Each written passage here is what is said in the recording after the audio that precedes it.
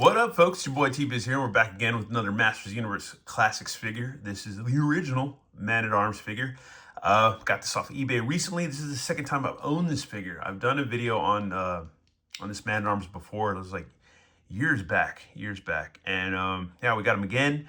But there's one question I have. He might be missing an accessory, but I kind of have a backup for him. So we'll see what happens. If I don't have it, I don't have it, and it's not a big deal.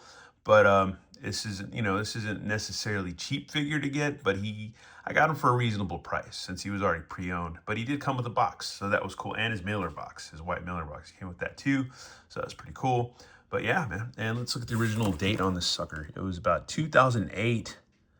By the time I started collecting these, I was already about a year or two behind, I think. Maybe a year. I might have been a year or two behind, I think. Yeah. It had to be a year or two. Anyways, so far we have He-Man, Zodak, Man-at-Arms, Triclops, Hordak, and Merman. I've got Merman, but I have the comic version, or not the comic, but the DC Versus version. I do have Triclops. I have He-Man, but I have the DC Versus version. I don't have the original anymore, even though I've owned that figure like twice, I think, the original one. And I need to get Zodak. Zodak's pretty cheap. I don't have Hordak, but I do have a couple of different Hordaks, but not that one. And anyways, yeah, let's go ahead and good old Matty Collector back in the day. Anyways, let's go ahead and read his file real quick. His scroll, so to speak. Man-at-Arms, Heroic Master of Weapons, real name Duncan. For 2 centuries, the Eternian weapons master and combat instructor of the royal family has been called the Man-at-Arms.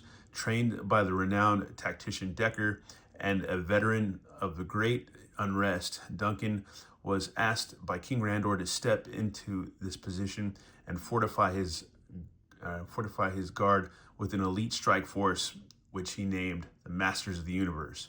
In addition to his skills in combat, Duncan is also a great inventor and helped construct an electronic version of the Power Sword for Adam to use until he could unite both halves of Grayskull's sword. Man-at-Arms and his adopted daughter Teela often scout the borders of Eternia for signs of lurking evil. So there you go. Need to get Teela next, man. That's the next figure I gotta get. Like, as far as like heavy hitters, like I gotta get her pretty soon. I gotta figure that out. But anyways, yeah. But slowly I've been just like finding deals and just getting what I can for reasonable prices. Some loose, some in the box, some whatever, some through trades. Or not trades, but just purchasing through friends and stuff that are like slimming down on their collections, and yeah, stuff like that. Anyways, let's go ahead and get this guy open and folks. And here he is. But unfortunately, I was right. He did not come with the 2000X sword he's supposed to come with. So I mean, it's not a big deal because I believe when I purchased it, anyways, it wasn't featured in the listing. So I'm not gonna freak out over it. But I do have 2 backups. I have this one, which I think came with accessory pack, I believe. And I have this one as well, which might have came with the accessory pack too. I can't remember, but it's like, yeah, totally battle damaged, like 2000X sword. So there you go. You could either use, either one with it, to be honest. But other than that, it's all good, man. I'm not gonna freak out over it. But it does come with an extra portrait, so that's cool. That's rad. I think I'm gonna use this one. I like just like the old school look of Man-at-Arms. I mean, Filmation look is cool too, but I would just rather just like stick with like just the old school Man-at-Arms, just because I'm old school. Yeah, let's take a closer look at our good old buddy Duncan. And yeah, he does have his mustachioed face, so that's cool. And he's got his gun. And yeah, but once again, these little clips back here get very stressed out. You can see where there's stress marks and stuff like that right there. And right there too as well. So yeah, that's the one thing about this figure. If you're going to keep the accessories on there and stuff, yeah, they do get stressed. They very much do.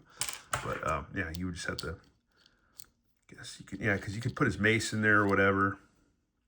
And then he's got like his little short sword or knife or whatever can fit back there, can slide along there and stuff. So yeah, I don't know. I would rather just keep it because, like I said, it's a little stressed out. Like, I don't know.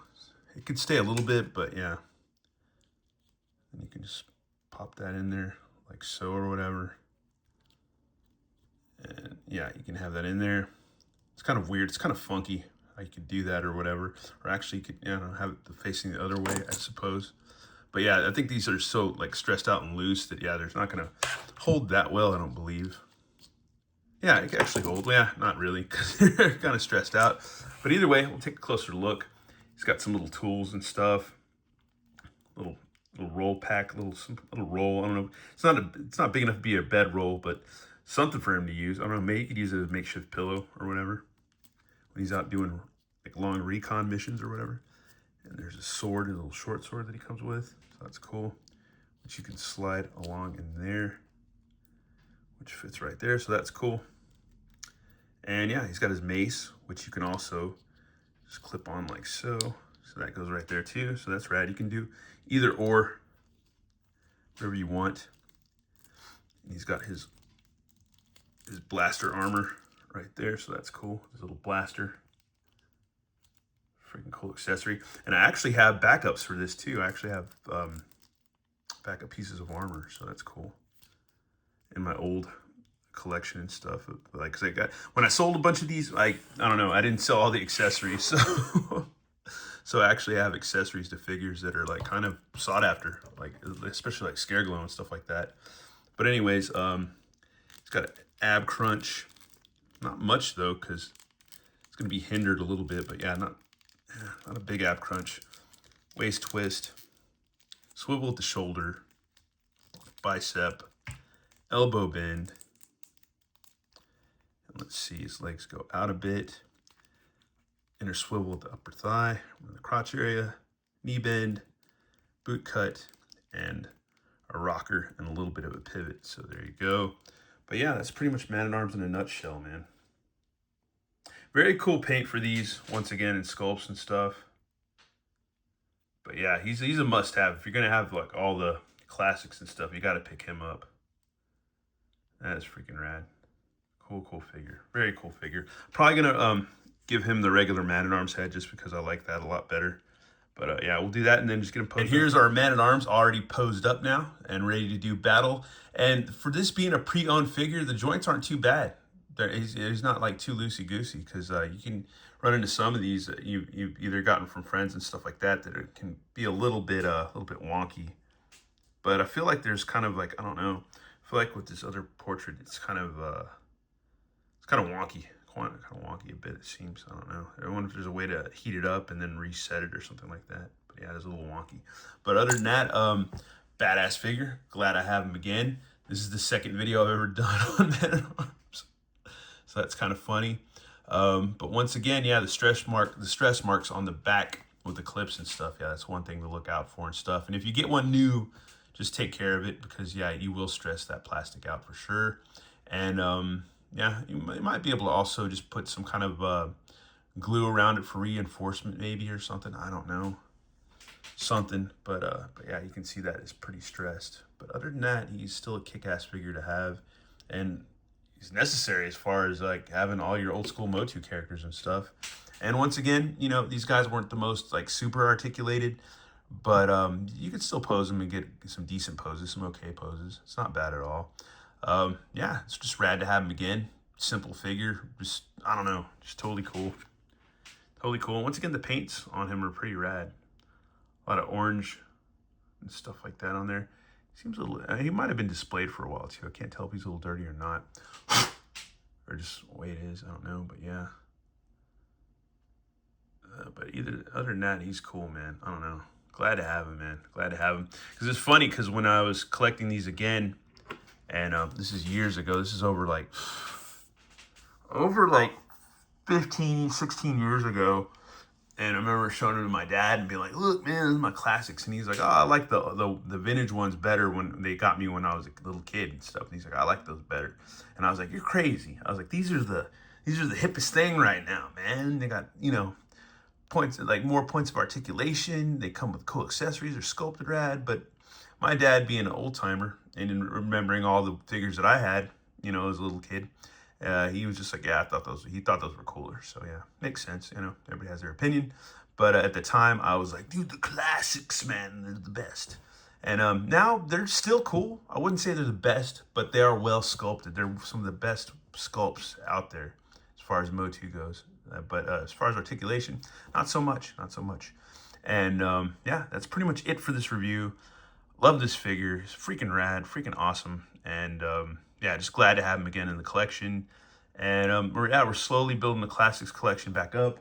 I found a couple other ones that I've had that I've gotten through friends and stuff on Instagram and stuff like that, and people I've been friends with for years in the community, and as far as YouTube goes and Instagram.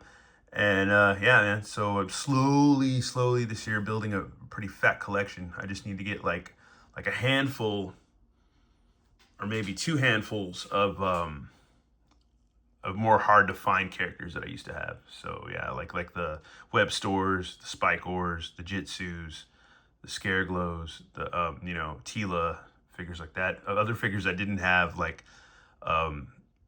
Hero and Wondar, like I didn't have those figures and stuff. So it's like, yeah, just acquiring a lot of, I gotta be collecting a lot of stuff. So yeah, it's gonna take a while. So I just do a little bit at a time. Anyways, it's enough of my rambling.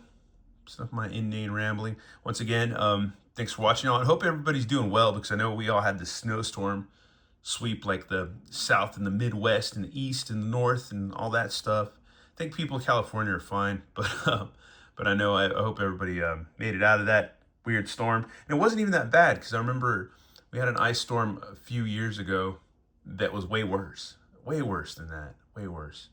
And so it wasn't entirely too bad. It was just really bad for the roads here in Texas. That's the only thing. It just really hindered the roads for like a day or two. Anyways, once again, that's enough for the weather report. Once again, thanks for watching. I'll have a good one. All right, later.